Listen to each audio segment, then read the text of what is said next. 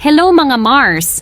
Usap-usapan ngayon ang pagiging boto ni Annabel Rama kay Barbie Imperial na rumored girlfriend ng kanyang anak na si Richard Gutierrez. Nag-post si Annabel, ang nanay ni Rufa Gutierrez, na hindi raw siya lalaban kay Barbie doll na maganda, maputi at makinis.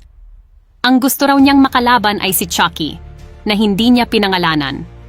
Sa kanyang post, sinabi ni Annabel, "Hoy, yung walang magawa sa buhay, tumahimik na kayo. Kasi si Annabel doll hindi lalaban kay Barbie doll maganda, maputi at makinis. Ang gusto maging kalaban ni Annabel doll ay si Chucky. Alam nyo na kung sino yon, hahaha, happy ka na."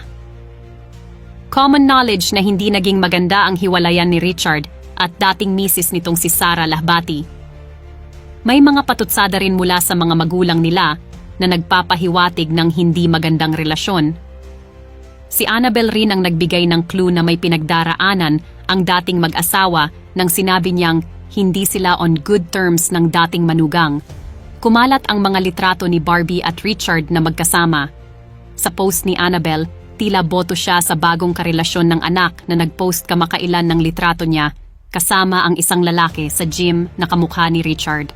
Kayo mga Mars, ano ang masasabi niyo sa bagong love team na ito? I-comment ang inyong opinion sa baba.